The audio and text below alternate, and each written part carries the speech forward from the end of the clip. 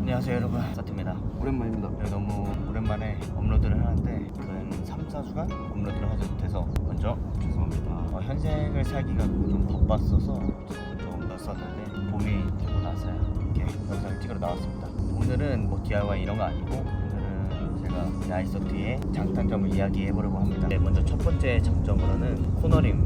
이 차량은 일단 해치백이죠. 일반 세단과는 다르게 휠베이스가 조금 짧은 편에 속합니다. 짧고 뒤도 가파르게 떨어지는 이런 구조를 가지고 있는데 휠베이스가 짧다 보니까 코너를 나갈 때 경쾌하게 돌아나가는 그런 느낌을 굉장히 많이 받았어요.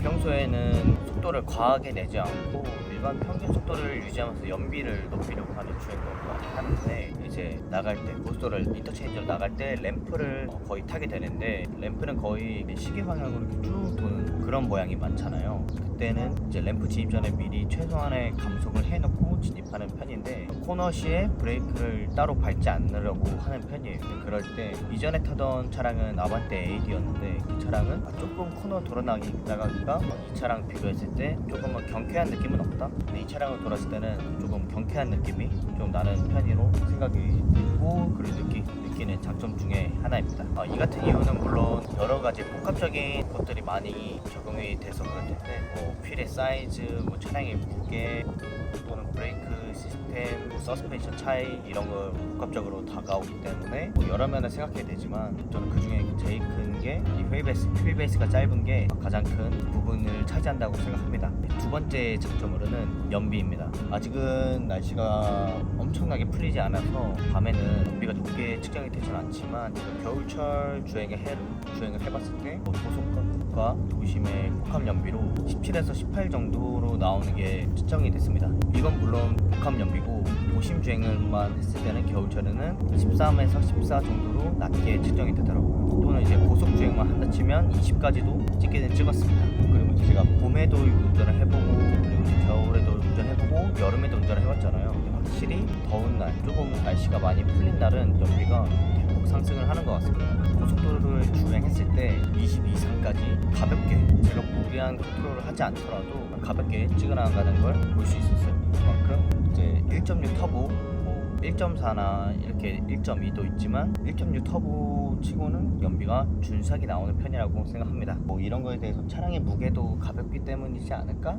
라고 조금은 생각해 봅니다. 그리고 세 번째, 다양한 옵션입니다. 먼저 첫 번째, 어댑티브 크루즈 컨트롤, 두 번째, 전자동 시트, 차선 이탈 보조 장치, 파노라마 선루프, 이렇게까지 4개 정도의 옵션이 이렇게 들어가 있는데, 이때 당시 옵션들을 가지려면 아반떼에서 소나타 정도로는 올라가야 이 정도의 옵션을 선택을 할 수가 있었는데, 이 차량은 이때 당시 나왔지만 아반떼보다 조금 더 많은 옵션을 가지고 있었다고 제가 좀 찾아봤었습니다. 그렇게 해서 세 번째로는 다양한 옵션입니다. 네 번째는 DCT 미션입니다. DCT 미션은 단점에서도 이야기를 드릴 거지만, 어쨌든 수동 미션을 자동 미션처럼 단속이 되게 만들어 놓은 베이스다 보니까 수동차가 아니지만 수동처럼 이렇게 특유의 미션 체계감을 느낄 수 있는 그런 장점이 있습니다. 저같이 저는 스포츠 드라이빙을 하진 않지만 가끔 이렇게 하고 싶어질 때가 있는데, 그럴 때 DCT 미션이 체계감에 내가 수동차로 운전하고 있나? 이런 생각도 들게 해줍니다. 자, 이제 장점을 다 이야기해봤으니까 단점으로 넘어가 보도록 하겠습니다. 첫 번째로는 승차감에는 아니지만 어쨌든 스포츠 기반의 차량이라서 그런지, 예를 들어 아반떼 AD처럼 스포츠 기반의 차라서 그런지 조금 단단한 면이 좀 크게 다가오더라고요. 일단 도로에 있는 잔유철, 다리에 있는 이음새 부분이 통통통통, 내 몸이 이렇게 통통통통 뛰듯이 다가오는 게 생각보다 생각보다 처음에는 그냥 이거 가지고 이랬는데 나중에는 좀 심하다라는 생각이 들었습니다. 또 저희가 방지턱의 나라인 만큼 저희 나라에 무수히 많은 방지턱들이 있는데 그런 방지턱들을 넘을 때 조금 허리에 조금 고통이 느껴지는 그런 부담감을 주는 그런 승차감을 보여줍니다. 하지만 이런 단점들은 그만큼 서스펜션이 단단하다는 건 속주행 시에는 안정적이다라고 생각이 되니까 이 점을 감안한다면 충분히 사실 만한 차량이라고 생각됩니다. 두 번째 단점으로는 2열 공간입니다. 2열 공간이 어쨌든 저는 타지 않는 자리이긴 하지만 2열이 이용하는 승객분들이 생각보다 조금 협소하다라고 이야기를 많이 하더라고요.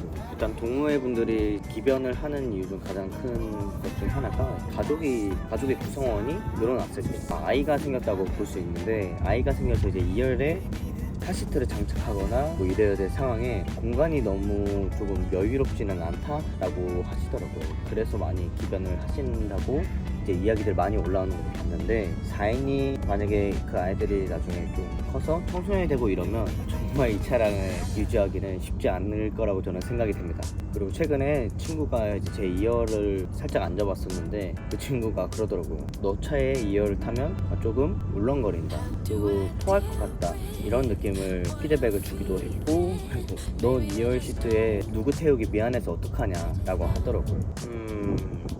그럼 다시 말던가. 네, 이제 세 번째 단점으로는 장점에서 나온 DCT 미션입니다. 거기서 그러더라고요. DCT 미션은 자동 변속기가 아니라, 그러니까 자동 변속기가 아니다 라고 하시던데 제가 생각해도 그건 맞는 말인 것 같습니다. 어쨌든 수동 미션을 베이스로 가지고 자동 미션처럼 변속을 되게 만들어 놨으니 운전을 할 때는 수동 미션이다 라고 생각하고 운전을 해야 되는 게 맞는 말인, 어쨌든 이 미션은 적응하기까지의 시간과 그리고 많은 시간에 운전을 해봐야 금방 적응할 수 있다고 생각이 되는데 그만큼 일반인이 운전하기에는 쉽지 않은 미션이라고 저는 생각이 됩니다. 되게 훅훅거림이 있기 때문에 이거를 장점으로 보고 사실 일반인들은 없을 거라고 저는 생각합니다. 어쨌든 일반인 DCT 미션을 운전하기 위해서 생각보다 쉽지는 않기 때문에 쉽지 않고 그리고 관리하기가 어렵습니다.